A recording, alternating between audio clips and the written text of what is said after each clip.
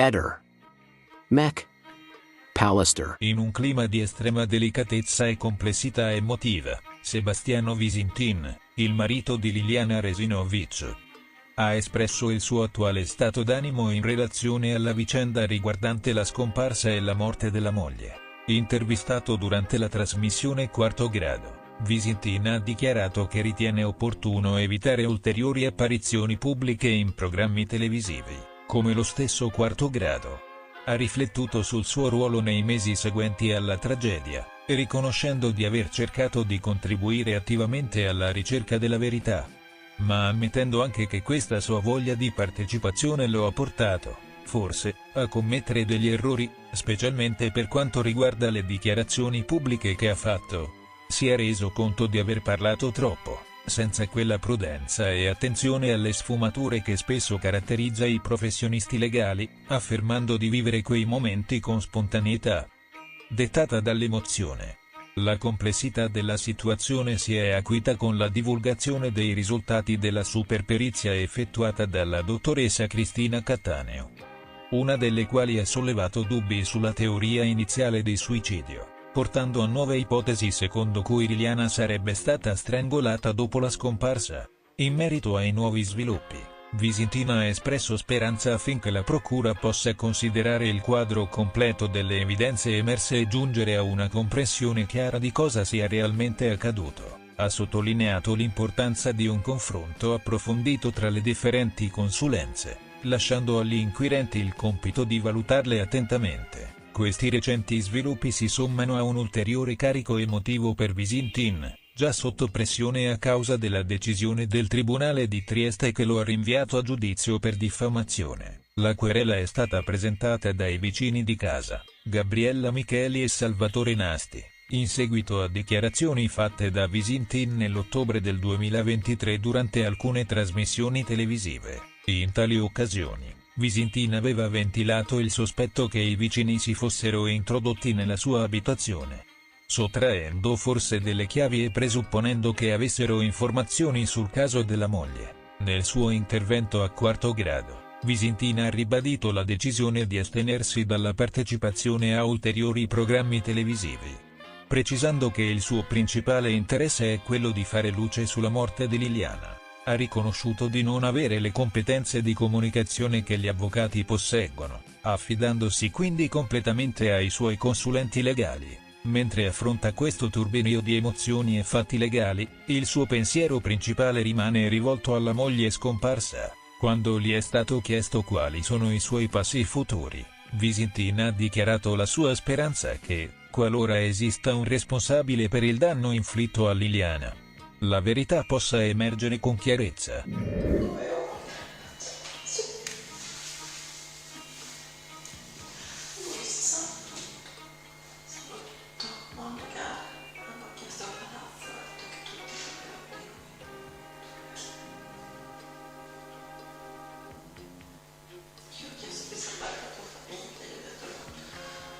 Questa rimane privata. Così che le riposo, veste la così, più o meno che ora che ti fanno invece. Non so, questo è ancora avanti a aprire. E poi dopo sono rimasta amicizia, che mi siete stati vicini, vedete, tutto stanno andando fuori. C'è un motivo. Se ti hanno mandato fuori adesso c'è un motivo, sapevo che ero. Mi dispiace, se caso,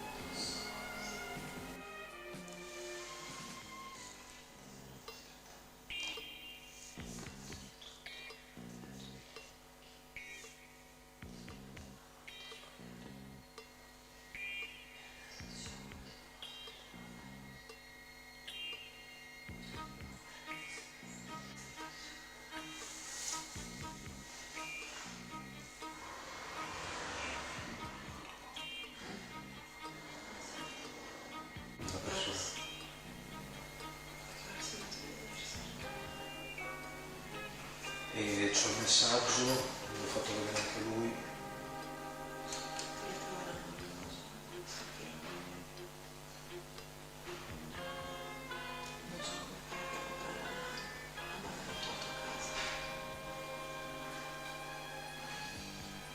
Sono Nanna, per cui ho calcolato mezz'ora prima che sono venuto via minimo, per cui 11.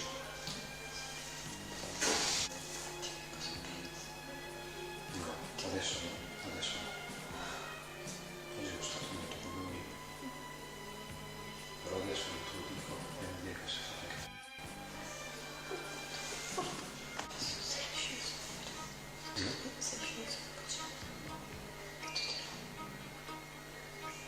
In teoria è tutto mai. Adesso che sei stato lì. È che è arrivato a incrollarsi per me, quello che ho saputo di oggi. Sono stato a pezzo con la domenica su. Mi ha raccontato tante cose che non sapevo, come hai detto, e ha spuntato merda su di me in tutte le maniere. Sì, quindi non ti fa beccare. No, mi da ridere, la giustizia stava fatta. No.